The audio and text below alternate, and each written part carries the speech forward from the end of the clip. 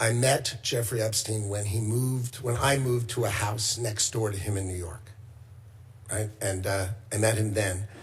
Over the next 14 years, I met him 2 other times that I can recall. 2 times. And that is none for 6 years. So 6 years later, I met him. And then a year and a half after that, I met him, and never again. Probably the total, and you've seen all of these documents, of these millions and millions of documents, there may be 10 emails connecting me with him, probably about 10 emails connecting me with him over a 14-year period. I did not have any relationship with him. I barely had anything to do with that person, okay?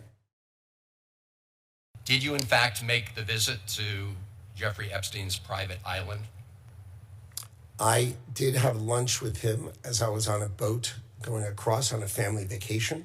My wife was with me, as were my 4 children and nannies. I had another couple they were there as well with their children, and we had lunch on the island. That is true, for an hour, and we left with all of my children, with my nannies and my wife, all together. We were on family vacation. We were not apart.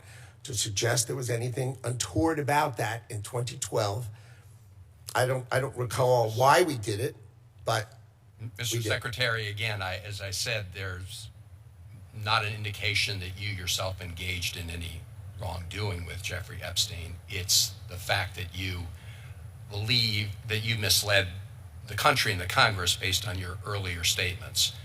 I looked through the millions of documents for my name, just like everybody else.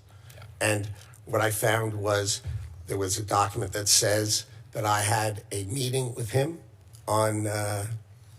in May, I think, for an hour at 5 o'clock. Okay. Not dinner or otherwise, for an hour at 5 o'clock. All right. There's also a reference to the fact that Epstein had expressed an interest in meeting your nanny. Do you know whether Jeffrey Epstein ever met with your nanny? No, I saw that. I had no idea what that was about. What we're after is the men who Jeffrey Epstein trafficked women to. We want those names published. None of this is designed to be a witch hunt. Just because someone may be in the files doesn't mean that they're guilty.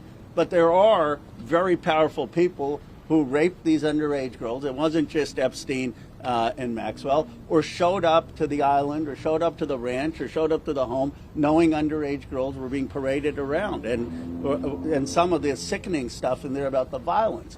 And what we want to do is have the investigation to get to those people, to answer those questions.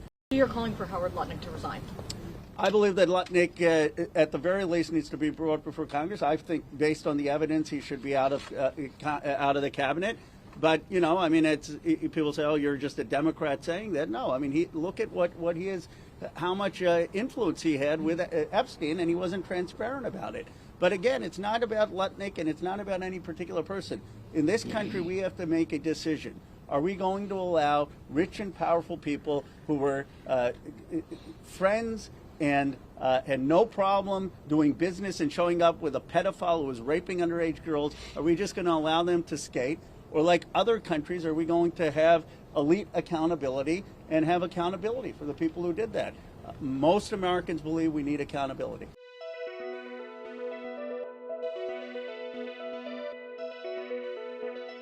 Secretary Lutnick today was testifying on the Hill, and he said that he had visited Epstein's Island in 2012 with his wife and children, and that's after he said that he had cut ties with Epstein.